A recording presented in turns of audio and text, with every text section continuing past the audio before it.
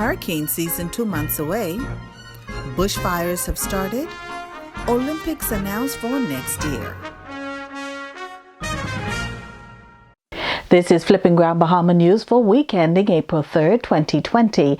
I am Yasmin Popescu with these and more. Stay tuned. While the world is concentrated on the COVID virus, which is very important, a slanted attention will be drawn away to the upcoming Atlantic hurricane season, which preliminary report says will be another busy season. According to the University of Colorado's forecast, an above-normal activity is expected this year. According to their latest statement issued on Thursday morning, current warm neutral ENSO conditions appear likely to transition to cool neutral ENSO or potentially even warm La Niña conditions by this summer/fall. They feel that sea surface temperatures average across the tropical Atlantic are somewhat above normal. With the warmer waters, they anticipate an above-average probability for major hurricanes making landfall along the continental United States coastline and in the Caribbean. Here they reminded coastal residents that it only takes one hurricane making landfall to make it an active season for them, adding that they should prepare the same for every season, regardless of how much activity is predicted. On to COVID-19 in the country, the number of cases has gone up, as announced by the Prime Minister on Wednesday, with one death recorded. Addressing the nation on new measures to tackle the COVID-19 pandemic in the Bahamas, the Prime Minister said, I wish to announce that tomorrow the House of Assembly will meet to debate a resolution to approve the continuance of the emergency powers COVID-19 regulations made on the 17th of March and the emergency powers COVID-19 orders made on the 23rd of March until the 8th of April 2020. This was at a time when only 14 cases were reported. Then on Wednesday, another press conference was held to announce that the numbers had again increased to 21 cases with one death so far. He said that the orders will continue, and to the question of opening liquor stores, he said no. As expected, we are in a surge. This is a community spread, and I want to announce that there are 6 new cases. This means that as of today, April 1st, 2020, there are now 21 COVID-19 positive cases identified. 18 of these are confined to New Providence and 3 on Grand Bahama. The 6 new cases are all on New Providence. One of the new cases has a link to Grand Bahama. On Wednesday again, he pled with the community to work together to stop the spread of this deadly disease. Our best weapon in this battle remains physical distancing and Bahamians and residents staying at home. I want to thank all of those who are following the various regulations and guidelines put forth by the government. We are saving lives, and you are protecting your health and the health of others. On Monday, time was again taken in the House of Assembly to deal with more items arising from COVID-19 pandemic. During the House of Assembly meeting on Monday, Minister of Finance, Honorable K. Peter Turnquest, thanked the many persons on the front line of the COVID-19 pandemic. He then announced, I am pleased to announce that last week, the Department of Social Services, the National Insurance Board, and the Small Business Development Center, using the additional resources allocated by this administration, rolled out their social and economic support programs. This means Bahamians are gaining access access to much-needed food assistance and financial support to lessen the economic burden on their households. I'm also pleased to advise that the government is expanding its recently announced social assistance program, targeting a broader category of self-employed persons and introducing another program geared at protecting current employment levels. He then announced a tax credit and tax deferral employment retention program totaling $60 million for medium-sized and larger businesses to help protect up to 10,000 jobs. Small businesses who obtain the Small Business Continuity Loans will now also be able to get $2,000 to $20,000 in grants to assist with payroll expenses. He later said the fallout from COVID-19 estimate may have been too optimistic at first. Our original economic estimates for the fallout from COVID-19 projected $1 billion in losses in our worst-case scenario. Unfortunately, because of the complete shutdown of the tourism industry, the financial impact on the economy may end up being much more dire than this scenario if the threat of COVID-19 persists over the medium term. There is no doubt about it, Mr. Speaker. There are going to be very challenging days ahead of us, for all of us. Based on the changing dynamics, we are working to revise our fiscal forecast and to do so as quickly and as comprehensively as possible. However, he said the economy will bounce back. I have no doubt the Bahamian economy will bounce back. And when it does, we want no one to be left behind. We now look at the latest from the World Health Organization via Director General Dr. Tedros in his weekly statement given on Wednesday. During Dr. Tedros' weekly update, he said he's deeply concerned about the rapid escalation and global spread of the infection. Over the past 5 weeks, we have witnessed a near exponential growth in the number of new cases, reaching almost every country, territory, and area. The number of deaths has more than doubled in the past week. In the next few days, we will reach 1 million confirmed cases and 50,000 deaths. While relatively lower numbers of confirmed cases have been reported from Africa and from Central and South America, we realized that COVID-19 could have serious social, economic, and political consequences for these regions. It's critical that we ensure these countries are well equipped to detect, test, isolate, and treat cases and identify contacts. I'm encouraged to see that this is occurring in many countries despite limited resources. Many countries are asking people to stay at home and shutting down population movement, which can help to limit transmission of the virus, but can have unintended consequences for the poorest and most vulnerable people.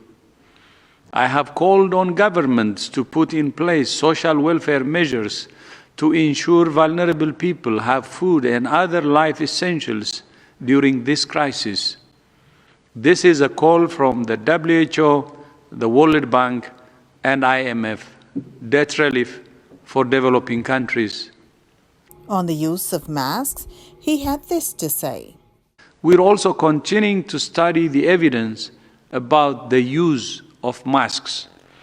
WHO's priority is that frontline health workers are able to access essential personal protective equipment, including medical masks and respirators.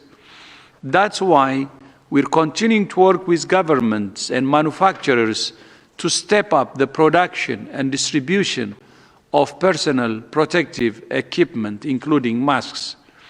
There is an ongoing debate about the use of masks at the community level.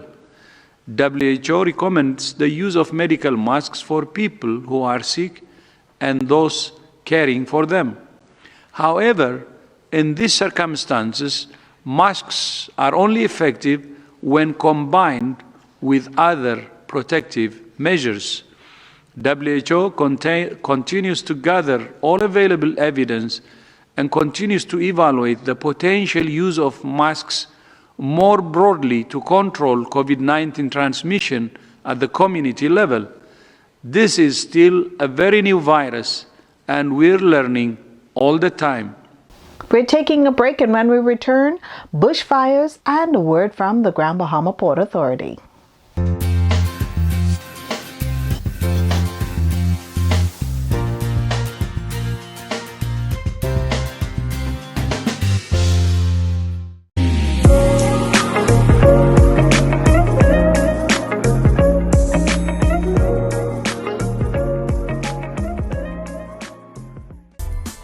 Flipping Grand Bahama News is a Media Unlimited production. If you see news in the making or want to advertise, call 242-727-6909. That's 242-727-6909. The Grand Bahama Chamber of Commerce issued a statement giving support for the difficult measures enacted by emergency powers announced by Right Honorable Hubert Minnis. The statement also urged for Grand Bahamian businesses to follow all mandates to mitigate the extraordinary threat to the community. Greg LaRota, president of the Grand Bahama Chamber of Commerce, is quoted saying, "We all have watched with tremendous sadness and concern the aggressive progression of COVID-19 and its devastating impact on lives and some of the greatest health systems and economies of the developed world. We're watching the global pandemic unfold at alarming rates, with lives lost, including certainly the most vulnerable, but also people of all ages from all backgrounds and many with no concerning history. Around the world, daily lives and economies have come to a screeching halt, and in our small nation, we are no different." Mr. LaRota said that the 24-hour curfew and temporary closure of all but essential services and businesses and sure to cause disruption, unease, and hardship for Grand Bahamian businesses and citizens alike. However, he said, such measures are to prevent a far worse toll and greater hardship in our communities. In Grand Bahama, we are painfully aware of how fragile an economy is after a disaster beyond our control. Our economy and all of our critical services, businesses, infrastructure, employment are so very vulnerable since the passing of Hurricane Dorian just over 6 months ago. We have been making good, steady progress. However, we are very much still at a critical time. He noted that the Chamber launched its 6-month post-Dorian survey at its installation luncheon, and that while they are still in the early stages of data collection, trends in the recovery and future disaster preparedness are already evident.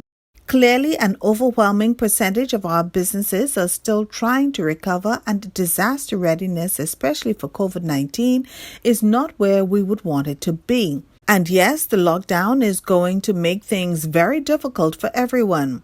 However, our position is that it is because we are so vulnerable, especially in Grand Bahama and Abaco, the preferred course is to collectively take responsibility to do whatever we can to prevent a mass outbreak that could cost lives and overwhelm our health system, our social net, and our economy in general, thereby having a far more devastating impact. It's going to be painful for many, but the alternative is too great a risk without doing all we can.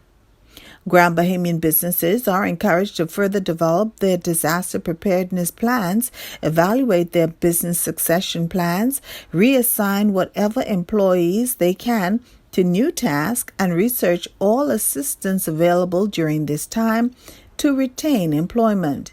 Use this time to do the planning, training, and resourcing supply chains and services we may not always be able to do as we would like to, while keeping up with daily operations.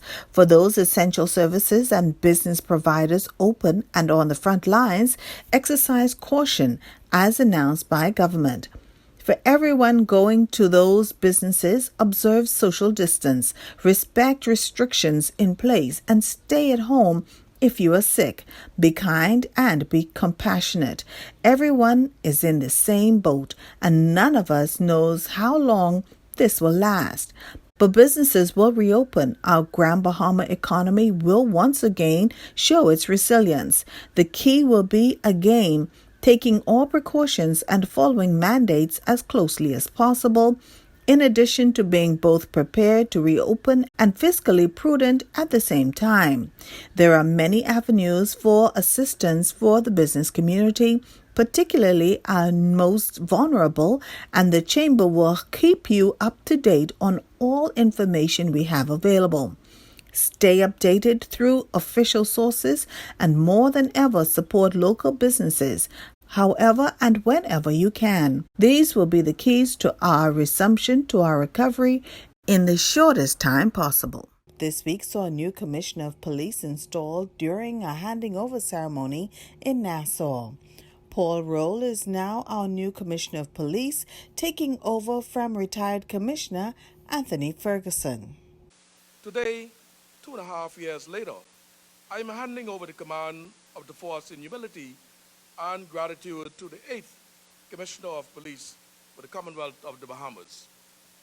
Mr. Paul Roll, congratulations once again, and may God grant you good health and an even more successful tenure as Commissioner. Prime Minister Dr. the Honorable Hubert Minnis, in his address at the ceremony, thanked the former Commissioner. Today's ceremony is one of such ritual and tradition in an institution which has protected and served the Bahamas for many generations. Commissioner Ferguson, thank you for your extraordinary service to our country and to the Bahamian people at the passing of the baton at that time. And I quote, "Your guiding star must be the rule of law and fairness. You must demonstrate toughness and compassion. I noted then the crime problem we have must be tackled through the judiciary, through social intervention and development efforts, through the Corrections Department, and through the Royal Bahamas Police Force. I also stated at that time, we must use every measure possible to reduce crime and to restore a more peaceful way of life for our people." After giving Roll's achievements, he then went on to tell him his duties. Commissioner, your great task is to continue the work of reducing crime in our country, including through the use of policing measures and technologies that will help to prevent crime. While we've been paying close attention to COVID-19 pandemic, other natural disasters are easy to have been missed. This week, homeowners in Grand Bahama were reminded that this is the time of year for bushfires. A bushfire took over 5 acres of property in Chesapeake area, came too close for comfort for a number of homeowners. House owners on Checkerboard Drive had to be outside on Tuesday evening as some battled to stop the flames from engulfing their homes well after 9 p.m. The fire department was present, and still late Wednesday smoldering embers could be seen. This is the usual time of year when the pine forests in Freeport are so dry that fires are easily caught and spread all over. We're taking a break, and when we return, national, regional, international, and sporting news.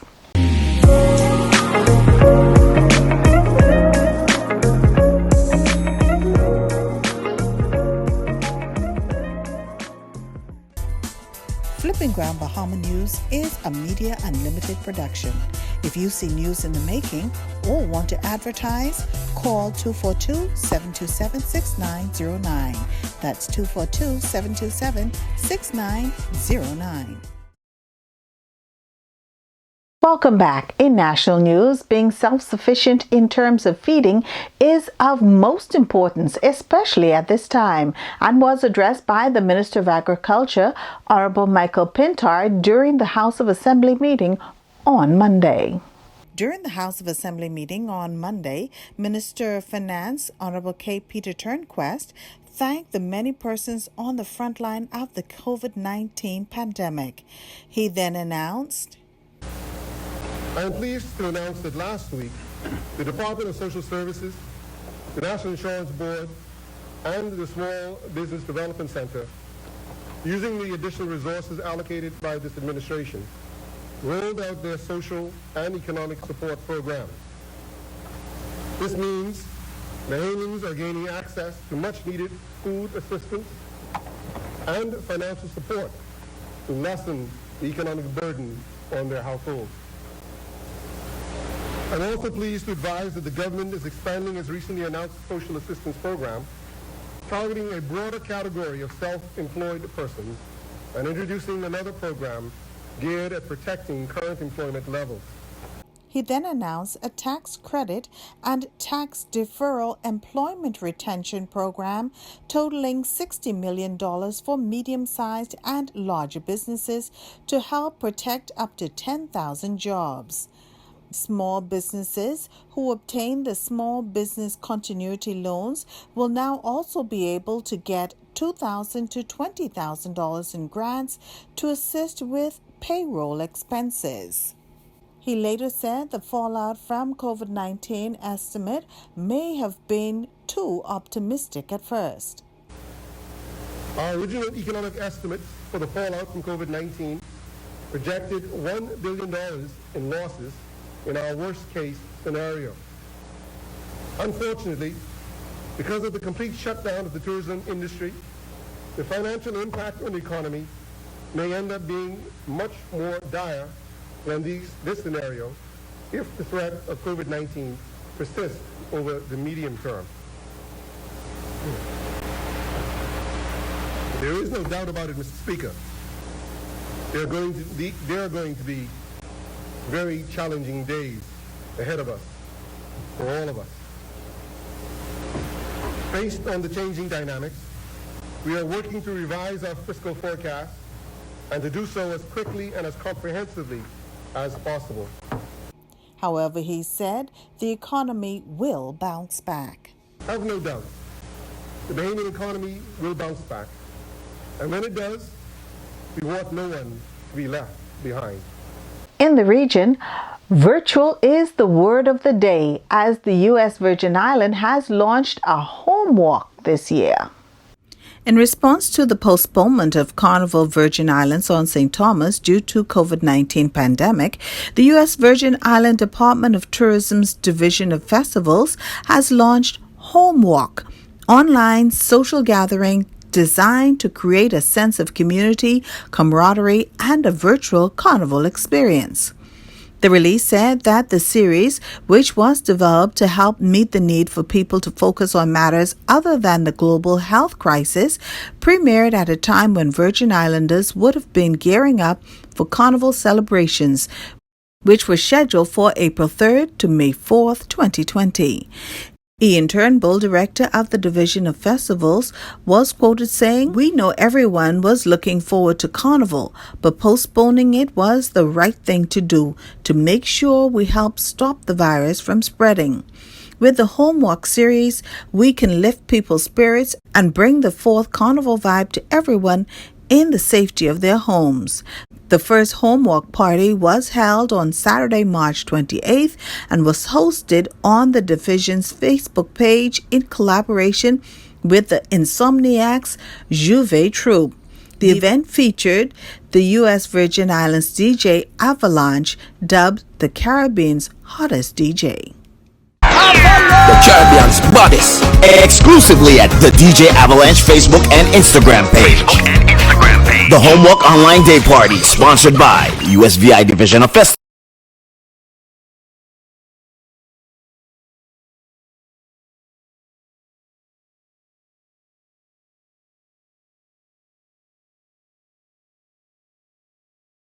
In international news, for the very first time not wanting to postpone the annual conference, the organizers of the International AIDS Conference has decided to go virtual. In a release this week, organizers say the health and safeguarding of our community is their highest priority.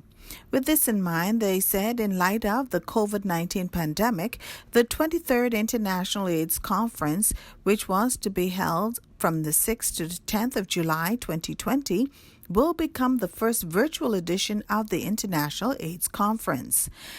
AIDS 2020 Virtual will enable delegates to access and engage with the latest HIV science, advocacy, and knowledge traditionally presented at the conference.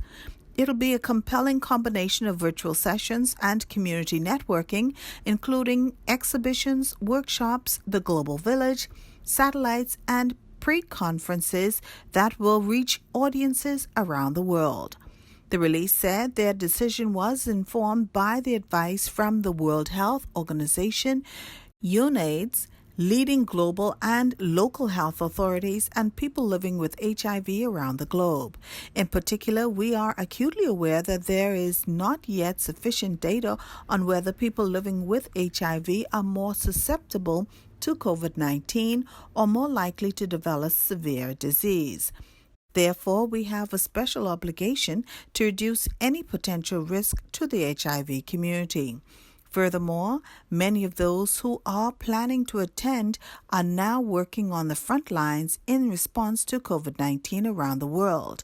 We have a responsibility to not put any of these individuals or their home communities at risk, nor redirect their efforts at a critical time in the response to the pandemic. AIDS 2020 Virtual will continue to shine a spotlight on our host cities, San Francisco and Oakland, exploring the tale of those two cities through science, innovation, and activism, while underscoring the Bay Area's dedication to health equity in its Ending the HIV Epidemic initiatives.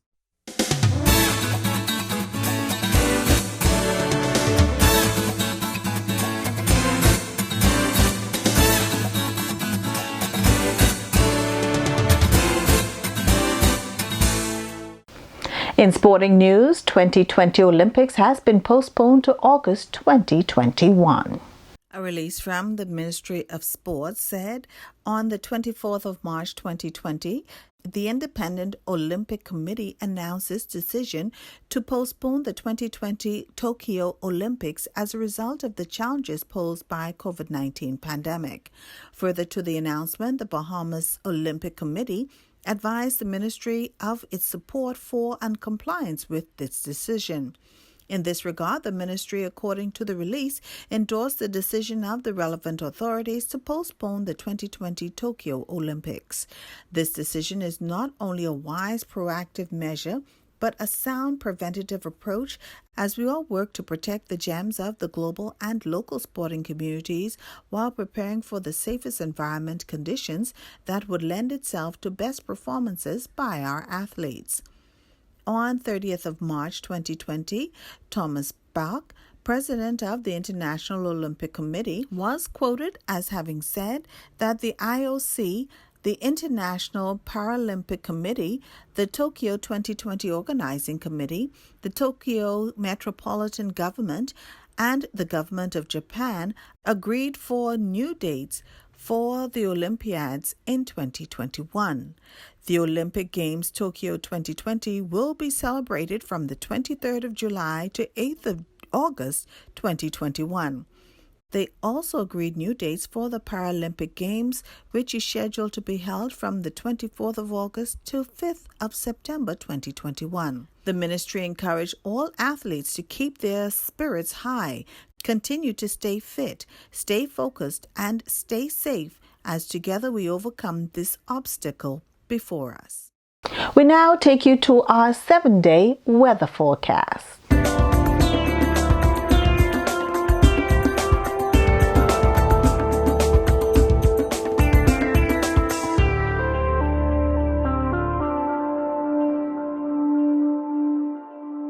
That's all for this week. For Flipping Ground Bahama News, I'm Yasmin Popescu. Looking forward to seeing you next week.